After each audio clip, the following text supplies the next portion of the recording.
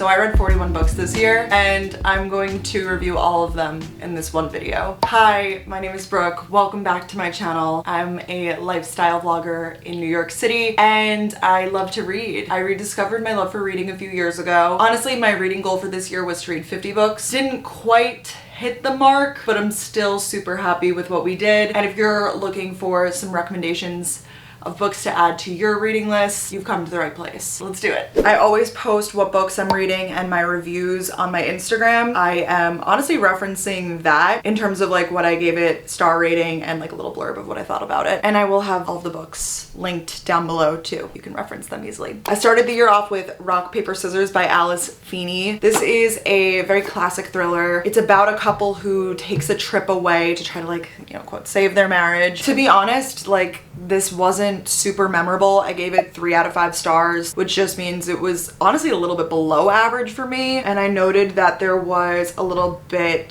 too much of like spooky scariness in it. I like to be a little scared, you know, get my heart rate going. If it's too like gory or a little too paranormal, either of those two categories don't really sit right with me. I know if I really liked a book, if I have it like stand out in my brain, and this one just does not stand out at all. So I feel like it's just yeah. Next book, this is The Social Climber. If I don't physically have the copy, that means that I lent it out to family or friends, which usually means it's good. This was one that I hadn't heard anything about, but I was just at a bookstore in Brooklyn, and honestly the cover and the like back of the book really intrigued me. I mean, it's literally called The Social Climber. It's about a girl who kind of like infiltrates herself into higher society. It's very similar to Luckiest Girl Alive, if you ever read that. It's kind of like the traumatic past storyline, and then it plays into like current times and kind of like a redemption story of sorts. Definitely one that I quickly read, but I remember really liking it and being pleasantly surprised because I just picked it up unknowingly. And I gave this 4 out of 5 stars. And like I said, I don't have it, so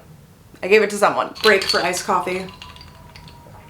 Greenwich Park by Catherine Faulkner. Another 3 out of 5. Kind of unmemorable. I remember this one specifically dragged out in the middle. It's about this woman who meets someone in one of her like prenatal classes. She's a little like strange and off. The woman like feels bad for her, so she like becomes friends basically. This is kind of another like infiltrating into someone's life. I just don't remember wanting to pick this one up. I feel like it was just kind of like dry. The twist at the end made it a little okay, but I'm like now apprehensive to read other books from this author, even though I've heard really good things about them, just because I found this one a little slow. It happens. The Maid by Nita Prose. This is a short thriller. I gave this 3.5 out of 5 stars. I would recommend this as like a pretty good entry thriller for people. It is about a woman who is, you know, a maid at a hotel. She is essentially framed for a crime, and it just gets into her and her life, and she's, you know, like her quirks and, you know, all about her. But I feel like you are actually rooting for her the whole time, so that's nice. It's nice to have a protagonist, a main character who you're like on their side. It was a decent thriller. But once again, nothing too memorable. All right, now let's talk about some good ass books, okay? This one, Mad Honey by Jodi Picoult and Jennifer Finney Boylan. Woo! I loved this one. Definitely one of my top books of the year. There's a lot going on in this book, okay? I feel like I gave it 4.75 out of 5 stars. Basically, we'll just call it 5 out of 5, okay? Also, some books I feel like I sit on after I finish them and I really reflect on it and I'm like, that book was actually excellent. So the rating that I might give it like immediately might be different than like what I sit and think of it a few months later or even like a week later. And I feel like this was one of them that I remember I loved it after I finished, but it's one of those that I always think about. So it's about a woman and her son primarily who live in a town in New Hampshire. He is in high school. It's also told from different perspectives too. So I would say that they're like the main 2 characters, but then it's also about this girl Lily and her life. Lily is also a high school student. This had drama, this had romance, this had thrills in the sense of there were many surprises in this book. There's one that's like, I would say a quarter, maybe like a third of the way through the book that I just was jaw on the ground. Another twist there at the end. I feel like this book constantly kept me on my toes, but I also found it easy to follow. It was not overwhelming. The multiple storylines actually kept me hooked. Highly suggest, and this is one of those that I've recommended to so many people, and I always get glowing reviews from it, so I feel like it's a fan fave. All of the Dangerous Things by Stacey Willingham. I gave this 4 out of 5 stars. I read her other book, A Flicker in the Dark, the year before.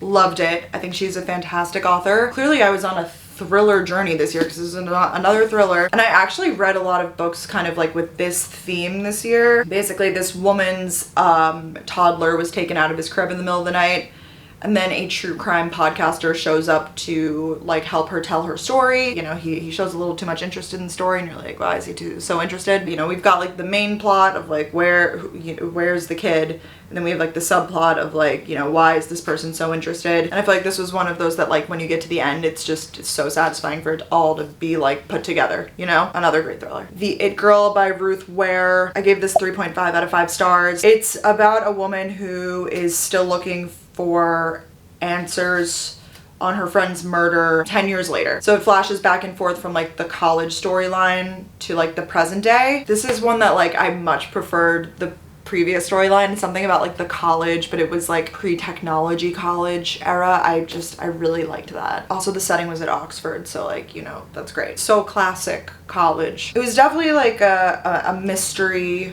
type of thriller. Like this one was the one that it was like whodunit, you know, and they kind of go through the whole list of suspects, and you're thinking, oh, it was probably her, and you're like, oh no, it was definitely him, and then in the end it's like no one that you were even thinking, at least for me. I never guess right. Let me know if you guys ever are able to accurately guess. This one I felt was good. 3.5 is a that would probably be an average rating for me. The Four Winds by Kristen Hanna. She is one of my favorite authors. Have to preface it with that. This is my least favorite of her books, but I still gave it a 3.5. Her writing, she's just fantastic at telling a story. She does a lot of like historical fiction. So this one, it was about a woman and her family in the Great Depression and like Dust Bowl era. Like it's not my typical jam. I do get behind the historical fiction for her though, because the writing is so good. It definitely was a sad book. Like it's just kind of bad thing after bad thing. I hate when I read a book and I'm like left feeling like, oh, like, you know, unsettled, but that's how you know it's a good book at the same time. So objectively, fantastic book, but just I'm not really super interested in that plot line. I found that some parts in the middle, especially when they were like making like big treks and stuff across the country, it wasn't doing it for me. But 3.5 is still like a good rating. It definitely did stick with me, so. Then I got into ACOTAR, A Court of Thorns and Roses series and fantasy. You can see here most of the books I'm reading are like thrillers, maybe a little romance, fiction novels. These are definitely different than the previous books we were talking about. Actually, I didn't even end up giving either of these a numerical review because I was told that you have to read the whole series. You can't just read a few, you have to really read the whole thing to get it. With that being said, I do get it because the end of the second book was a total cliffhanger. Even though I read these in the beginning of last year, now at the beginning of this year, I'm like, should I go and continue on and read the third to see what really happens? In general, I'm just not a huge fan of a series where it's like you have to wait, you have to get 2 books in to really get to an interesting part. The first half of the first book was incredibly difficult to get through, just a lot of setup and world building, and it's really out there. You know, we've got fairies, we've got like another reality type of world that you have to like enter a portal essentially to like go through. That's how you know. That's how you know. Like the mortal lands and the fairy lands. It still is romance, and there's a lot of, I remember like battle and like sort of, I guess kind of like politics. Basically it's this woman, Farah, who like enters this other world, and then she's there basically, and she has, you know, multiple lovers, there's death, there's drama. I don't even know what to rate these because like I said, I didn't finish. I feel like I'm gonna give it like 3 out of 5, but let me know if you guys ended up, if you read this series and you continued on, and if it's worth it, because maybe I would give the third book a try. If it's really all gonna make it come full circle. I mean, I did the time. Look how thick this one is. Another amazing book. Snaps for this book. Once again, I really rarely give books 5 out of 5, but this would be a 5 out of 5 for real. Tomorrow and Tomorrow and Tomorrow by Gabrielle Zevin. This book is dense in the sense that you really like linger on every word and you really have to take time to process it because there's a lot going on, but I found the writing to be so profound and just so like real. She really understands how to convey human emotion so beautifully. This is about 2 people who come together to create a video game. Now, if you like video games, you're gonna love it because like they do talk about, you know, vintage video games and like video game design and stuff a little bit. But even if you don't, I think it is a really, really great book. Once again, we have romance, we have friendship. We see these characters through multiple phases of their lives, through high school, through college, and then through adult lives. I will say if you're not much of a reader, this might be a tough one to jump into reading with. But if you're like, you know, you read a few books and you're like ready to try something new, read this. Put this on your list. I want to read more books from this author. Since I liked Mad Honey so much, I wanted to read another book by Jodi Picoult, and I found this one. I gave this 3 out of 5 stars. Just thought it was okay. I remember this book was about peak COVID. Like, it was like March 2020, and it was about this woman who like went on a trip and essentially got stuck there because like COVID was happening. And it just was so much like that time. Because of that, I just was like, this isn't for me. I put here, I was gonna quit halfway, but there was a little twist that kept me going, and the second half of the book was better. But still, just, I would say skip this one. My girl, Ellen Hilderbrand. I love Ellen, I do. Are all of the books very similar? Extremely, but I love that. It's honestly like a comforting feeling for me. This was her new release of 2023, the 5-star weekend. I gave this a 4.2 out of 5. It's about a woman who invites 4 friends to her Nantucket house for like a weekend getaway / reunion. 4 friends from like different areas of her life, essentially. And there is a twist in who one of the friends is. But just Ellen's writing style, like if you want to feel like you are literally on Nantucket, she really is just so great at like setting the scene and putting you there. And I feel like all of her books end on a high note too, which like I said, I really appreciate because the feeling like definitely stays with me. Is this her signature? Do I just have that in here? And I did really like it because the main character, her name is Hala Shah, and she is a food blogger. She's supposed to be, so I liked that tie and I thought it was cute. It reminded me almost of like my mom and her friends going on a trip. I obviously don't know exactly what that would look like, but it felt very wholesome to me in that way. I loved this one. Next book, Pineapple Street by Jenny Jackson. I think I lent this to Katie. This one, there's just not really too much of a plot is the thing. It's kind of like if we just took a microscope on a really ritzy family in Brooklyn Heights and just observed the way that they are living for like a few months. So it kind of shows what's going on in their life. There are like some moments that you're like, oh wow, something happened, but it's definitely like rich people in New York energy, which I always like a book like that. I feel like it's fun to follow along. I gave it a 3.5 out of 5. I feel like this was a good, short, quick read, but if you're looking for something that has a true beginning, middle, and end, this is not it for you. Another book I don't have because I lent it to my mom, Look Closer by David Ellis. This was unlike any other thriller I have read before. Very layered, very complex, very wordy in the sense that you have to pay attention to what's going on for it all to make sense in the end. I loved it. Once again, told from multiple characters' viewpoints. This is another one that I would say is on my top books of the year. If you're a thriller lover, put this on your list for sure. The Things We Leave Unfinished by Rebecca Yarros. I gave this 4 out of 5, but reflecting on it, I honestly would give it lower. This is another like sort of historical fiction because it's about a woman who partners up with like a writer. They are like going through her grandma's stuff and they find a manuscript because she was a writer too, you know, so it's very like what obviously you know what's gonna happen there. I wrote that I didn't see the twist coming at all, but I liked it. I do see the hype behind it, but this isn't one that really stuck with me that much, so I feel like I would actually rate it lower than a 4 out of 5. I would give this maybe like a 3.5. Perfect Vintage. Didn't like this one. I said 2.9 out of 5, I think, just to be nice. I found the characters to be extremely annoying. It's about this woman who goes and like consults in France on a new hotel, and she brings her friend with her. She ends up hooking up with the guy whose like hotel she's consulting on son, and I just didn't like the characters. Like I found it very unlikable and yeah. I think I got sent this book like in PR. Sometimes I read those books and I feel bad when I don't like them because I know that people want me to give a good review, but honestly I just didn't like it. But you know, everyone's book taste is very different, so keep that in mind. Meet Me at the Lake by Carly Fortune. I read her other book every summer after. This is like a constant theme. I read like one excellent book from the author and I just don't really love the others, and this was definitely that. I wrote again that I loved the second half of the book, but they almost lost me because the first half was incredibly boring. There was a lot of like flashback scenes from one particular day that was 10 years ago, like when these two people met. It's about this woman, Fern, who's 32 years old. Her mom passed away, so she had to move back home and run her mom's lakeside resort, which is what she vowed she would never do. And then in walks Will, who is someone that she met 10 years ago. Cutesy little romance, but just okay. Next I have The Summer Place by Jennifer Weiner. I think I gave this one to my mom. I gave this 4 out of 5 stars. A lot of characters in this book and a lot going on, but I thought it was a fantastic summer read, beach read. I really like this author, and I think she does fantastic books for like that beachy feel. If you're going on a vacation, a honeymoon, anything like that, pick up some books from her. I feel like she releases a new one like every year. Okay, this one we have to talk about again, and I was just saying that I don't like sad books. This book is definitely sad, but this book is beautiful. It's called Adelaide by Genevieve Wheeler. Adelaide, she's an American living in London. She meets a boy. He's a little inconsistent. Kind of like a unstable romance and just finding yourself in your 20s. It's very raw. I gave this 4 out of 5 stars, but this is another one that stuck with me, so I would honestly rate it higher now. Kind of gave me Normal People vibes because of the British thing. I like want to go back and reread this because I remember really liking it. And if I still really liked it, even though it made me sad,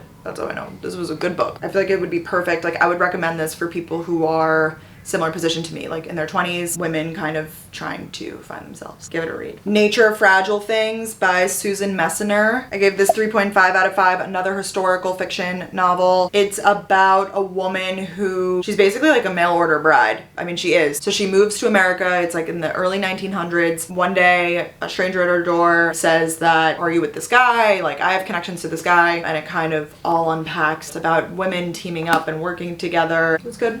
I gave this book 2 out of 5 stars, so I did not like this. She started it by Sion Gilbert. It was a thriller. It's about 4 best friends who get invited to an island by an old friend or someone that, it's really not a friend, it's like an old classmate. It was supposed to be, I guess, like a story of revenge, but I just was like, this is it. That's the whole book. I was like waiting for something else to happen, you know? Nah. I haven't heard anyone talk about this book, and I'm really shocked. This is Our Place on the Island by Erica Montgomery. It goes back and forth once again from the past and the present of this family's home on Martha's Vineyard, and it's like the 3 generations. We have like the grandma, the mom, and the daughter. A secret, I guess, of the grandma's life kind of comes about because everyone's back there for her wedding. And the dual timelines are actually like the modern day one would be 1999 and the old one was 1948. And I actually gave this 4.2 out of 5 stars. Says something. And another one that she does a really good job of like making you feel like you're there. I feel like I completely pictured the house so well, like I could draw it. We've got another 5 out of 5, people. We did it. We did it. Kristen Hanna, Great Alone. Woo!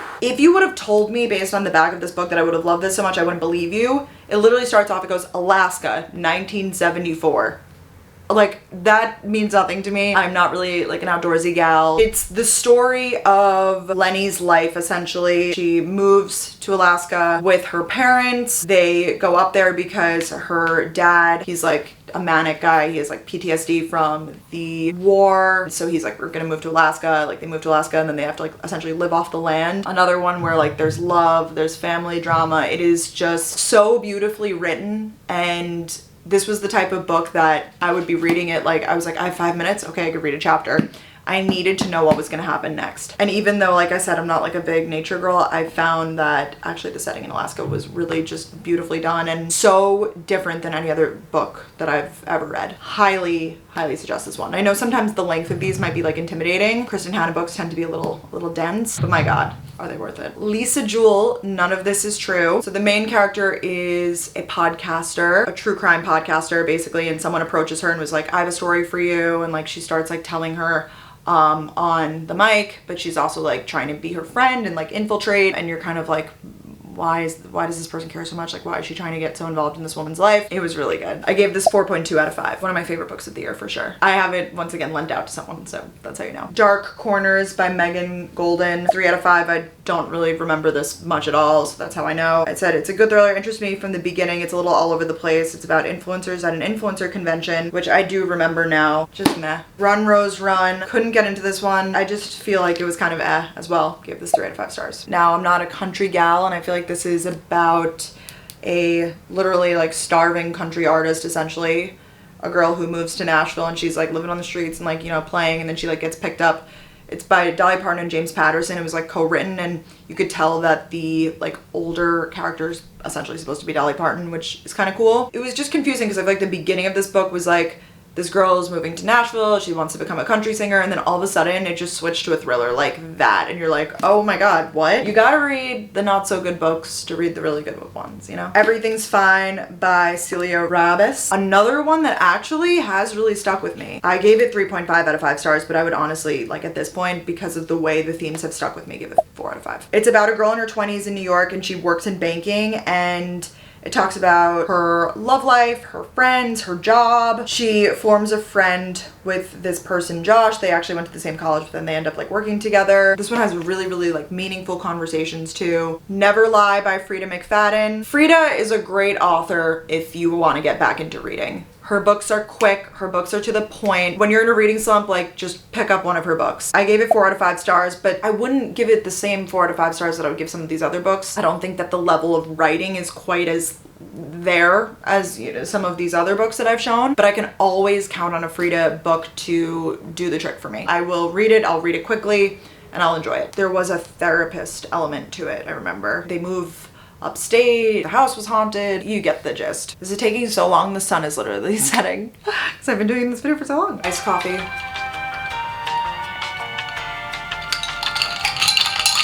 Did You Hear About Kitty Carr by Crystal Smith Paul. Kind of giving me Evelyn Hugo, like Evelyn Hugo dupe, because it is the old Hollywood storylines. It's told in the 1940s and 1960s, and then once again in present day. Kitty Carr is a celebrity who dies, and she leaves her money to 3 sisters, and everyone's kind of like, why did she leave it to them? And then it goes back into like why she did and the connections and stuff, and it goes into Kitty's ascendant to stardom, like literally from starting from absolute poverty. It talks about race and what the US was like at that time. I really enjoyed this one. The Breakaway by Jennifer Weiner, another one of her books. I really like this one. It's about a bike trip through New York. So they like meet up in New York, and it's basically all these different types of people. We have like, you know, a mother-daughter duo, we have a couple, we have friends, and they all go on this bike trip together, like a guided bike trip. Some of the characters annoyed me in this one, which is a pet peeve of mine, like their decisions when they just are so stupid, and you're like, girl, or boy, or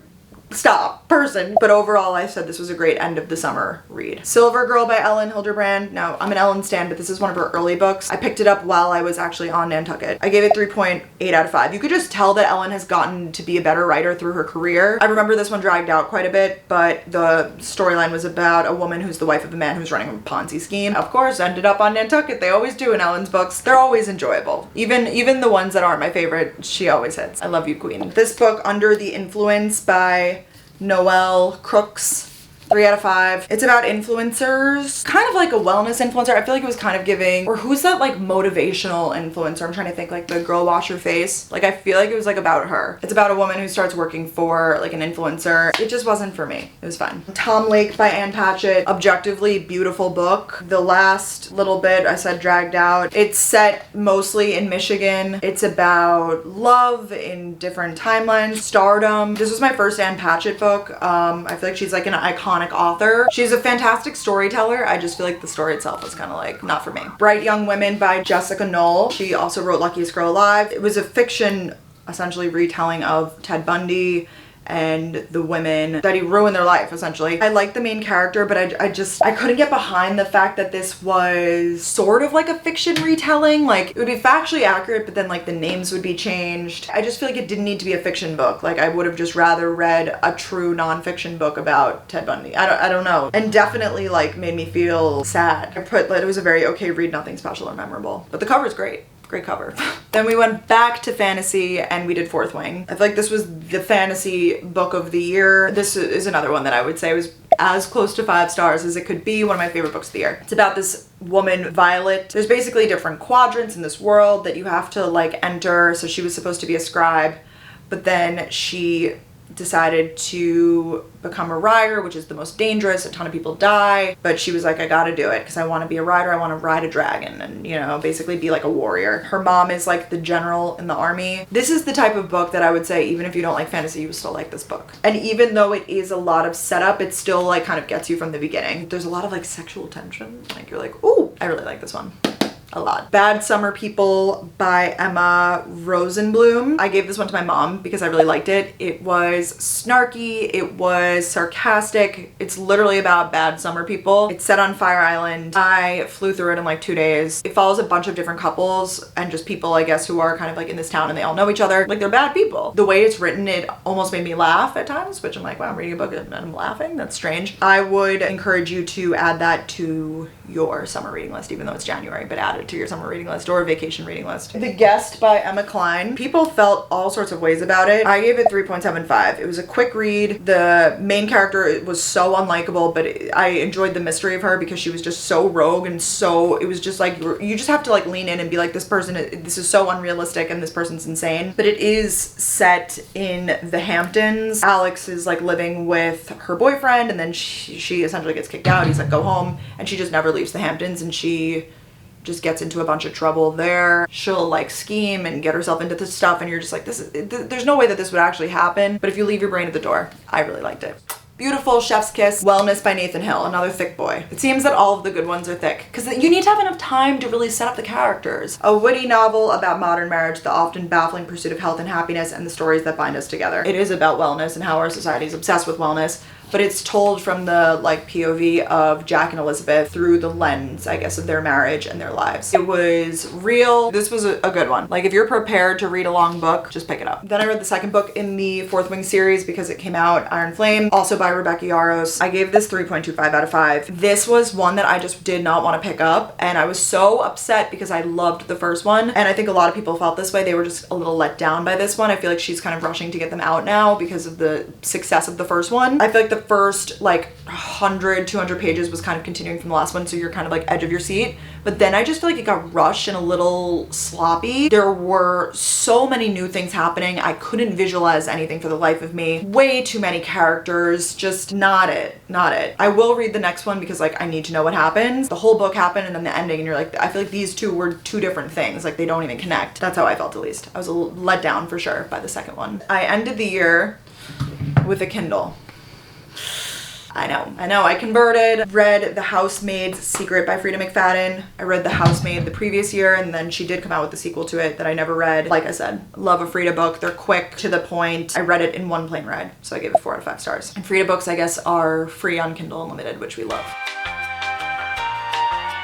Now, after I gave you guys a pretty bad summary of each of those books, I will leave you with my favorites of the year. The ones that I physically don't have with me are None of This Is True by Lisa Jewell and Look Closer by David Ellis. My other favorites of the year are Ellen Hildebrand 5-Star Weekend, Adelaide by Genevieve Wheeler, Tomorrow and Tomorrow and Tomorrow by Gabrielle Zevin, Great Alone by Kristen Hanna, Fourth Wing by Rebecca Yarros, Our Place on the Island by Erica Montgomery, and Wellness by Nathan Hill. You can't rank your children. Also, I like them all for different reasons. I wouldn't necessarily recommend them all to the same type of reader. We definitely had some duds this year, but I would say this is a massive success to have 9 books that were like standout books that I could recommend. I'm happy with that number. Let me know what books you guys liked this year. If you want to see more book videos, my goal is to read 40 books again next year, so let's see if we could do it. I'm on the Kindle Life now and I feel like I am reading a bit faster. Please subscribe to my channel if you guys are new here. Give this video a thumbs up. Follow me on Instagram and I will see you guys all in my next video. Bye!